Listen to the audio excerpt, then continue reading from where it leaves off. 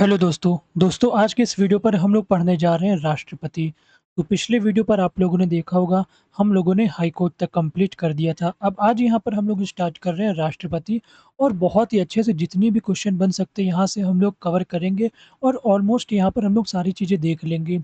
और next level series के लिए शायद ही कुछ बचेगा, क्योंकि राष्ट्रपति हम लोग इसी में सबसे अच्छे से पढ़ लेंगे। अगर 1-2 अनुच्छेद बचते हैं तो वो आप लोगों को, जैसा कि मैंने बताया, अभी हम लोगों की बेसिक सीरीज़ चल रही है। तो जितना आप लोगों के लिए भी जानना ज़रूरी है, जानेंगे, फिर बाद में नेक्स्ट लेवल सीरीज़ पे मतलब कहते हैं ना कि फिर बाद में जो फिनिशिंग करते हैं, वो चीज़ हम लोग करेंगे और अलग से जो स्पेशल टॉपिक्स हैं, वो भी हम लोग स्टार्ट करेंगे। तो यहाँ पर राष्ट्रपति की बात करें, तो यहाँ पे बात करते हैं किस अनुच्छेद में है। तो देखो, आर्टिकल 52 से लेके आप लोगों को जो 61 तक में मेनली मिलेंगे, वो मिलेगा। बट यहाँ पे ये इम्पोर्टेंट नहीं है कहाँ से कहाँ तक है, इम्पोर्टेंट ये है कि किस अनुच्छेद में क्या चीज़ यहाँ पर बोला गया है। सबसे ज़्यादा जो इम्पोर्टेंट है, वो यही चीज़ यहाँ पर हो जाती है। तो यहाँ पर देखिए, मैंने आप लोगों के लिए एक देखो पहले तो पूरा लिख दिया है कि आर्टिकल 52 में, आर्टिकल 53 में क्या है, आर्टिकल पूरा 61 तक मैंने पूरा आप लोगों के लिए लिखा हुआ है। तो यहाँ पर देखो, आप लोग कहोगे कितने सारे अनुच्छेद, चलो याद कराओ। जैसा कि मैंने आप लोगों से प्रॉमिस किया था कि बहुत सारे अनुच्छेद हम लोग याद करते चलेंगे। तो यहाँ पर अब इतने सारे अनुच्छेद हैं, इनको भी मैं आप लोगों को याद करा दूँगा। आप लोगों को केवल इतना ध्यान रखना है, जब भी राष्ट्रपति की बात हो, तो आप लोगों को स्टार्टिंग जो है वो 52 से करना है और कहाँ तक आप लोगों को जाना है, 61 तक जाना है। इतना बस भाई याद कर लेना कि 52 से शुरू करना है और 61 तक जाना है। अब 52 से 61 तक तो गिनती आती ही है, ठीक? अब यहाँ पे बात करते हैं कि इस अनुच्छेद में जो लिखा हुआ है, इसको कैसे याद करेंगे? देखो, यहाँ पे मैंने देखो सबका जो पहला-पहला शब्द पढ़ो, मैंने इसको ब्लैक पेन से लिखा है। अब ऐसा मैंने क्यों किया है? क्योंकि ये एक आप लोगों को लाइन से पढ़ना है। पकानिकोका द्वयोदशम, पकानिकोका द्वयोदशम, इसको 20 बार बोलना, याद हो जाएगा। पकानिकोका द्वयोदशम क्या है?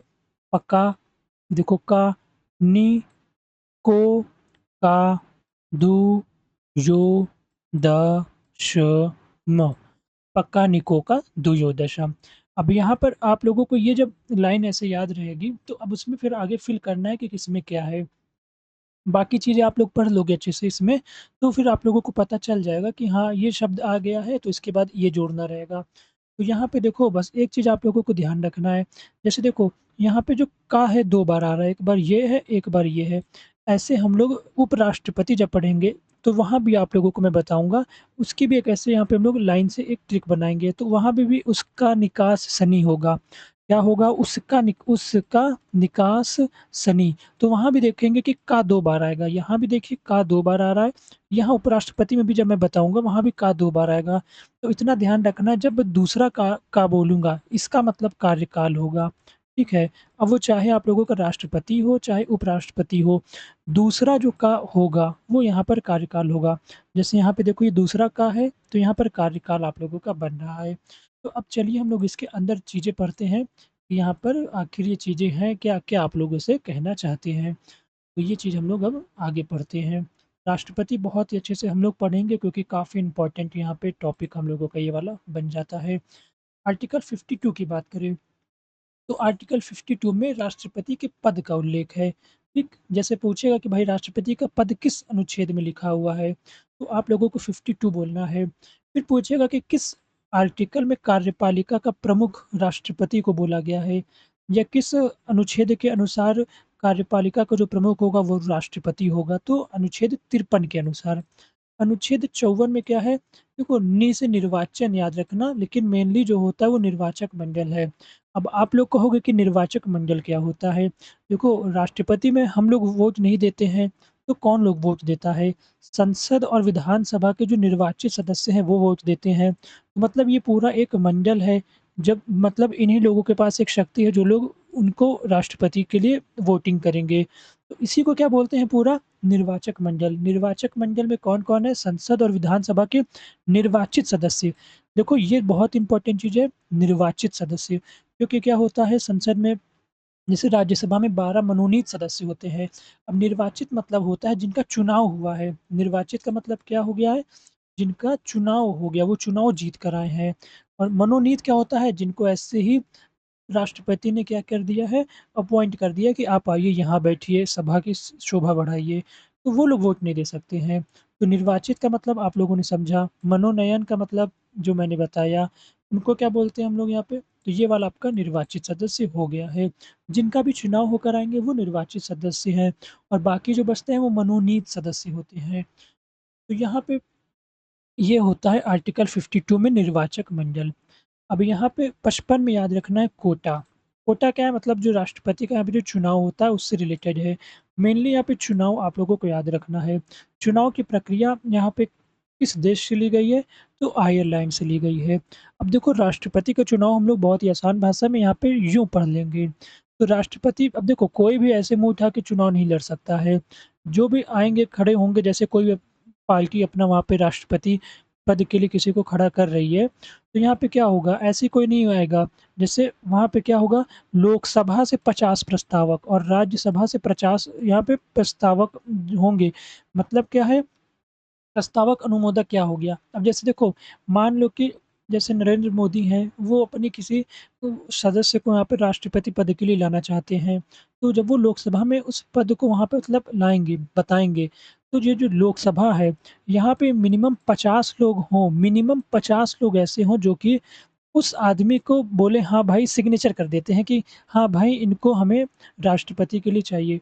फिर राज्यसभा में भी 50 लोग ऐसे चाहिए कि इस आदमी को हाँ राष्ट्रपति चुनाव के लिए खड़ा करना है तो साइन कर देंगे। मतलब कि ऐसे कोई भी नहीं कर सकता है। वो लोकसभा और राज्यसभा के मिनिमम 50-50 लोग चाहते हैं कि ये आदमी राष्ट्रपति के चुनाव में आना चाहिए। ऐसे किसी को नहीं कर सकते हैं।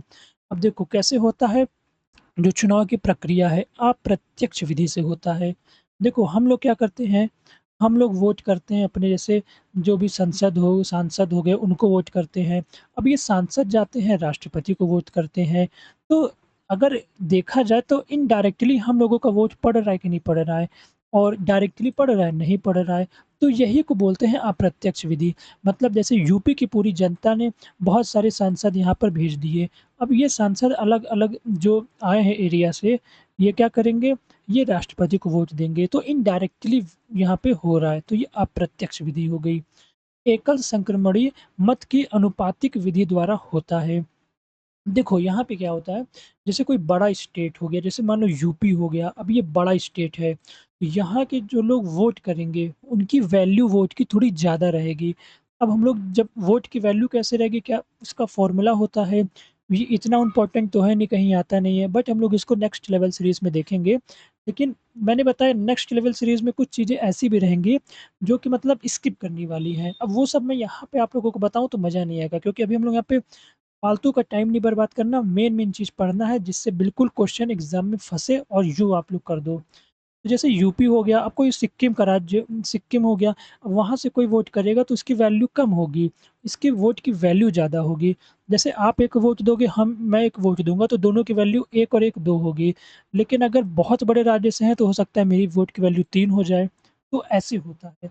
इसको क्या बोलते हैं एकल संक्रमणीय मत पद्धति की अनुपातिक विधि। ये बहुत इम्पोर्टेंट है और कौन-कौन भाग लेता है? तो संसद यानी कि लोकसभा, राज्यसभा और विधानसभा। तो विधान परिषद नहीं है, ये ध्यान रखिए। क्वेश्चन पूछ लेता है कि कौन नहीं है, तो ऑप्शन में देगा लोकसभा, राज्यसभा, विधानसभा और विधान परिषद। तो बताना है विधान परिषद नहीं है और निर्वाचित सदस्य बहुत इम्पोर्टेंट हो जाता है। अब उसके बाद हम लोगों को पढ़ना है कि यहाँ पे अगला जो अनुच्छेद है आर्टिकल 56 कि 56 में क्या बोला है। तो आर्टिकल 56 में है कार्यकाल, राष्ट्रपति का कार्यकाल कितने टाइम रहेगा? तो वो आप लोगों को पता है 5 साल कार्यकाल रहता है। 57 में है दोबारा चुने जाना, किसी एक राष्ट्रपति को क्या दोबारा चुना जा सकता है? तो जी हाँ दोस्तों, चाहे जितने बार हो आप लोग उनको राष्ट्रपति बना सकते हो। आर्टिकल 57 में ये चीज़ें लिखी गई हैं। 58 में योग्यता लिखी है कि भाई किनको बनाना है। तो मिनिमम यहाँ पे क्या होना चाहिए, उनकी जो एज होनी चाहिए वो 35 साल एज होना चाहिए। और दूसरी सबसे इम्पोर्टेंट चीज़ क्या है कि भाई वो भारत का नागरिक होना चाहिए। क्या होना चाहिए? भारत का नागरिक होना चाहिए। भाई दूसरे बाहरी आदमी को थोड़ी तुम यहाँ का राष्ट्रपति बना दोगे। तो क्या होना चाहिए? भारत का नागरिक होना चाहिए, ये बहुत इम्पोर्टेंट है। तीसरी चीज़ क्या है? लोकसभा का सदस्य बनने की योग्यता रखता हो। तो ये 3 चीज़ है। 35 साल मिनिमम एज हो, भारत का नागरिक हो और लोकसभा का सदस्य बनने की यहाँ पे योग्यता रखता हो। अब यहाँ पर जैसे मैंने आप लोगों को अभी ऊपर जो चुनाव वाला बताया था कि अनुपातिक विधि से होता है, यहाँ पे जो वैल्यू होती है विधायकों की अलग-अलग रहती है। अब ये जो विधायकों की जो वैल्यू अलग-अलग होती है, ये किस जनगणना के आधार पर होती है? तो ये याद रखना बहुत लोग 2011 कर देते हैं, तो ये 1971 की जनगणना का आधार माना जाता है। ये मुझे अभी क्लिक किया माइंड में, तो मैंने सोचा इसको मैं बता देता हूँ, बाकी तुम लोग आगे जो चीज़ें स्किप होंगी वो पढ़ेंगे ही पढ़ेंगे। लेकिन ये थोड़ा एडवांस में आ जाता है, ये चीज़ें भी थोड़ी आप लोगों को समझनी चाहिए। 59 में क्या है? दशाएँ हैं अलग-अलग, 60 में क्या है? शपथ। शपथ कौन दिलाएगा? तो chief justice of India, supreme court के जो चीफ़ जस्टिस हैं, वो राष्ट्रपति को शपथ दिलाएँगे। 61 में क्या है? महाभियोग। महाभियोग क्या होता है ये? अब आप लोग सोचोगे कि भाई ये क्या चीज़ है? तो देखो राष्ट्रपति क्या होते हैं, जैसे राष्ट्रपति आप लोगों के हो गए, तो कभी-कभी क्या पता लोगों को राष्ट्रपति पसंद नहीं आते हैं, अगर वो मान लो काम सही नहीं कर रहे हैं, तो ऐसा नहीं कि उनको हटा नहीं सकते। हटा सकते हैं, लेकिन बहुत कठिन है राष्ट्रपति को उनके पद से हटाना। तो जैसे किसी बिल को पास किया जाता है, कोई नियम बनाना है तो कोई एक बिल लाया जाता है, लेकिन जब राष्ट्रपति को हटाने का बिल आता है, तो उसी को क्या बोलते हैं? महाभियोग बोलते हैं, कि भाई राष्ट्रपति के खिलाफ महाभियोग आ गया। तो यहाँ पे ये चीज़ होती है। अब यहाँ पे बात करेंगे हम लोग महाभियोग के बारे में नीचे पूरा डिटेल में मैंने बताया है। अब बात कर लेते हैं यहाँ पे कार्यवाहक राष्ट्रपति क्या होते हैं। देखो राष्ट्रपति हमेशा काम तो करेंगे नहीं, हो सकता है जैसे मान लो राष्ट्रपति देश से बाहर कहीं गए हैं, बाहर किसी देश में या तो उनकी तबीयत ख़राब है या कोई प्रॉब्लम है, वो अपना काम नहीं कर पा रहे, तो क्या राष्ट्रपति का पद खाली रहेगा? नहीं भाई ऐसा नहीं है। जैसे राष्ट्रपति नहीं है तो तुरंत उनकी जगह पे कौन आ जाएँगे? उपराष्ट्रपति आ जाएँगे। उपराष्ट्रपति की भी मान लो तबीयत ख़राब हो गई, तो सुप्रीम कोर्ट के चीफ जस्टिस आ जाएँगे। अगर मान लो वो भी नहीं मिल पा रहे तो क्या करेंगे? तो सुप्रीम कोर्ट पे बहुत सारे जज होते हैं, तो यहाँ पे क्या होगा? कोई भी एक सीनियर जज यहाँ पे आ जाएँगे, कोई भी एक सीनियर जज आ जाएँगे। क्या ऐसे कभी हुआ है कार्यवाहक राष्ट्रपति लोग बने हैं? जी बिल्कुल बने हैं। सबसे पहले कार्यवाहक राष्ट्रपति वीवी गिरी बने हैं। ये क्या थे? उपराष्ट्रपति थे। लेकिन एम हिदायतुल्लाह को देखो TULLA एम हिदायतुल्लाह जो थे वो सीजेआई थे। सोचो सीजेआई बन गए थे डायरेक्ट राष्ट्रपति। बीडी जट्टी भी बने थे, उपराष्ट्रपति थे। अब यहाँ पे आप लोग कहोगे कि जैसे सुप्रीम कोर्ट के चीफ जस्टिस हो गए, वो राष्ट्रपति जाके बन गए, तो उनको क्या होगा? उनको पैसा ये सीजेआई वाला मिलेगा, ये राष्ट्रपति वाला मिलेगा। तो भाई एक लाइन याद रखो, जैसा काम वैसा दाम। अगर यहाँ पे उनका उनसे राष्ट्रपति का काम लिया जा रहा है, तो राष्ट्रपति वाली सैलरी सीजेआई को मिलेगी। तो ये काफ़ी अच्छी बात है, मतलब जैसा काम लिया जाएगा वैसे यहाँ पे पैसा मिलेगा।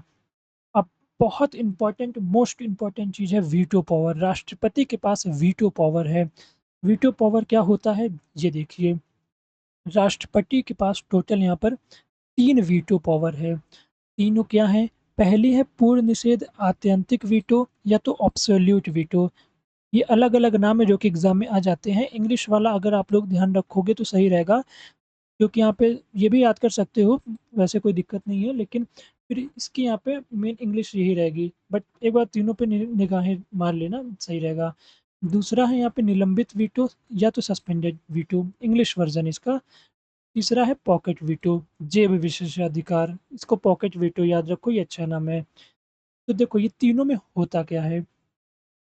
ये वाले वीटो में क्या होता है? पहले वीटो में जैसे मान लीजिए लोकसभा है, लोकसभा ने क्या किया? कोई बिल बनाया, किसी चीज़ पे मान लो ट्रैफ़िक पे कोई बिल बनाया।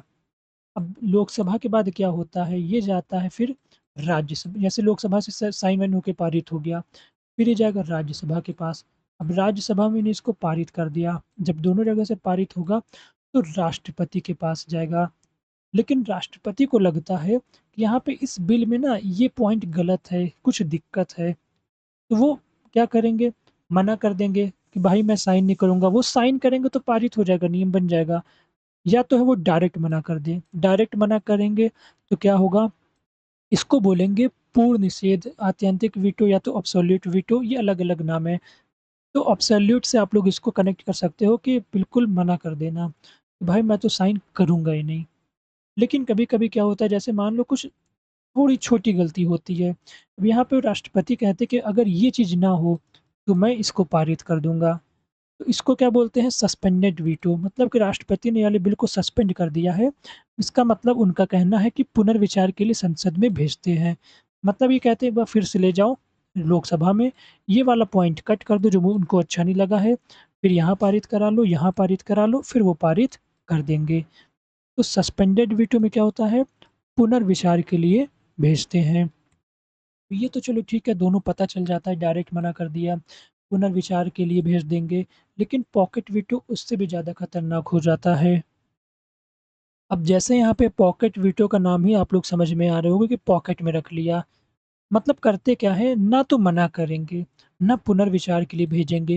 जैसे कुछ बहुत ही ऐसा बिल पारित हो रहा है जिससे कि देश में दंगे हो सकते हैं, देश की कुछ स्थिति खराब हो सकती है, तो वहाँ पर वो क्या करेंगे उस बिल को कुछ नहीं बोलेंगे।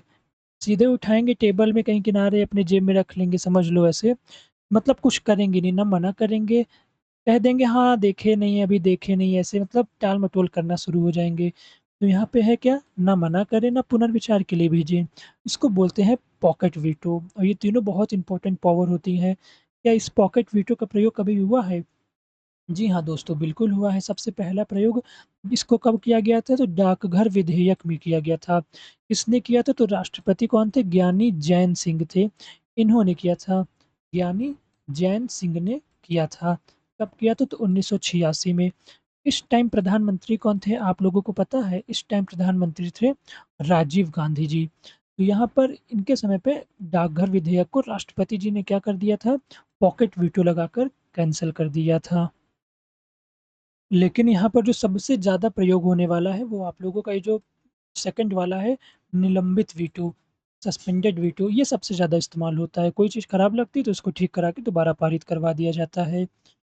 और यहाँ पे अब देखिए बात करते हैं आर्टिकल 123 की अध्यादेश की। राष्ट्रपति की ये सब चीज़ें पावर है, जो मैं आप लोगों को बता रहा हूँ, जैसे वीटो पावर हो गई। अब यहाँ पे देखिए अध्यादेश जारी करने की भी पावर है। अब जैसे यहाँ पे होता क्या है, जैसे कोई नियम हम लोगों को बनाना है, तो जैसे कि मैंने आप लोगों को यहाँ पे बता दिया था, मैं आप लोगों को एक और बार बताता हूँ, जिससे आप लोगों के जितनी बार मैं बताऊँगा उतनी बार आप लोगों के अंदर एक इमेज बनेगी और उससे से फ़ायदा होगा। ठीक? तो यहाँ पे बताते हैं क्या चीज़ है। कोई एक बिल है, इसको हम लोगों को क्या करना है, एक नियम बनाना है। मान लो कि सोशल मीडिया पे मुझे कोई नियम बनवाना है, मुझे नहीं सरकार को बनवाना है। सबसे पहले लोकसभा में आएगा, लोकसभा से पारित होने के बाद राज्यसभा में आएगा, उसके बाद यहाँ पे राष्ट्रपति के पास आएगा, प्रेसिडेंट के पास आएगा, वो साइन करेंगे तो नियम बन जाएगा और पूरे देश में यहाँ पे लागू हो जाएगा। लेकिन राष्ट्रपति के पास ये पावर है ना ये प्रोसेस अपनाए, ना ये प्रोसेस अपनाए, डायरेक्ट वो लिख के साइन करके अप्लाई कर सकते हैं। सोचो इतनी बड़ी पावर है। लेकिन फिर इसमें ये दिक्कत है अब एक ही आदमी के पास इतनी बड़ी पावर होगी तो ये लोग फिर क्या है, इनकी वैल्यू कोई नहीं रखेगा, कुछ ज़्यादा ही पावर आ जाएगी और अपना देश पता है लोकतांत्रिक है, यहाँ पे इतने सारे जनता ने चुन के अपने यहाँ पे प्रतिनिधित्व भेजे हैं, तो उनकी कोई वैल्यू नहीं होगी। तो यहाँ पे एक नियम है, वो नियम क्या है राष्ट्रपति कर सकते हैं अध्यादेश। अब ये जो डायरेक्ट साइन करके जो बिल अलाउ कर देंगे इसको अध्यादेश बोलते हैं। अब अध्यादेश को इंग्लिश में ऑर्डिनेंस बोलते हैं, ठीक? अब उसी को अध्यादेश बोलते हैं जो डायरेक्ट वो साइन करके पारित कर दे। आर्टिकल 1, 2, 3 में है, ये इससे ईज़ी अनुच्छेद याद करने की कोई वही नहीं है। अनुच्छेद 1, 2, 3 अब देखो, जहाँ पे मैंने बताया ना इस पे एक फिर लोगों ने कुछ किया है, जो नियम बहुत ही तगड़ा है। वरना ऊपर सबकी वैल्यू खत्म हो जाएगी। अब वो नियम क्या है ये समझिए। जैसे यहाँ पे कोई नियम इन्होंने साइन करके लागू कर दिया है, तो इसकी एक टाइम लिमिट होगी। टाइम लिमिट कितनी होगी? 6 महीने होगी। लेकिन देखिए यहाँ भी एक बहुत ही तगड़ी चीज़ है, अगर संसद की बैठक ही नहीं चल रही है, लोकसभा की बैठक नहीं चल रही है, तो मैक्सिमम जो होगा 6 महीना वैलिड रहेगा, उसके बाद अपने आप काम तमाम हो जाएगा। हाँ, वो बात अलग है कि फिर से अध्यादेश आ जाए। लेकिन जो एक बिल की बात कर रहे हैं, उसकी जो मैक्सिमम टाइम होगा वो 6 महीना होगा। लेकिन अगर बीच में बैठक हो गई तो कितना फिर वैलिड होगा? केवल 6 हफ्ते, यानी डेढ़ महीना लगभग वैलिड होगा। तो ये एक यहाँ पे पॉइंट है जो कि इम्पोर्टेंट है। तो अध्यादेश फिर भी इनका बहुत ही पावरफुल है। जैसे देश में कोई दिक्कत आ गई, बैठक हो नहीं सकती है, युद्ध की स्थिति है, तो वहाँ पर क्या होगा, तब वहाँ राष्ट्रपति फिर लाइन से पूरा सब नियम बनाते जाएँगे लगातार। आप समझे? ये चीज़ कितनी असरदार भी है, दोनों तरफ से बैलेंस भी है। अब देखें यहाँ पर एक और शक्ति है क्षमादान शक्ति। ये आर्टिकल 72 72 में है। राष्ट्रपति ना लोगों को क्षमा दे सकते हैं। कैसे कर सकते हैं? वो जैसे किसी को फांसी होने वाली रहती है तो राष्ट्रपति के पास अर्जी डालते हैं। वहाँ पे राष्ट्रपति क्षमा कर देते हैं। कोई आर्मी में है उनको वहाँ से निकाल दिया गया, कोर्ट मार्शल को केवल राष्ट्रपति माफ़ कर सकते हैं। लघु उपकरण कर सकते हैं, जैसे किसी को फांसी दी गई है, लेकिन राष्ट्रपति को दया आ गई है, वो उन्होंने देखा कि नहीं यार ये मतलब आदमी ठीक है, कुछ इसका हो सकता है। तो जैसे मान लो फांसी की सज़ा है तो उसको क्या करेंगे 10 साल की सज़ा में कर देंगे, 15 साल, 14 साल जितना भी करें, ऐसे लघु यहाँ पे छोटा कर देंगे। जैसे परिहार होता है, परिहार में क्या हो जाएगा जैसे उसका स्वरूप बदल देंगे। थोड़ा जैसे कठिन कारावास है तो उसको सामान्य सारा कारावास में डाल देंगे। या तो क्या करेंगे सस्पेंड कर देंगे कुछ टाइम के लिए, ऐसे रहता है।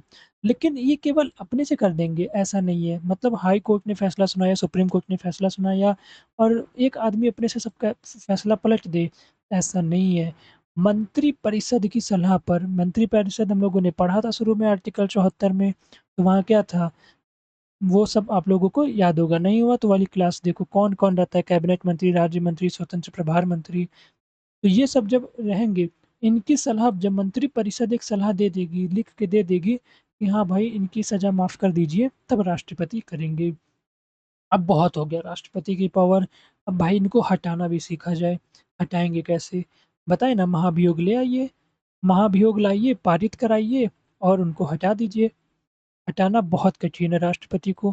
केवल एक कारण है राष्ट्रपति को हटाने का, केवल एक कारण, वो है संविधान का उल्लंघन। अगर राष्ट्रपति ने संविधान का उल्लंघन किया है, तभी उनको हटाया जा सकता है। अब यहाँ पर महाभियोग लाने के लिए क्या करना है? ये चीज़ देखिए, ये बहुत इम्पोर्टेंट है।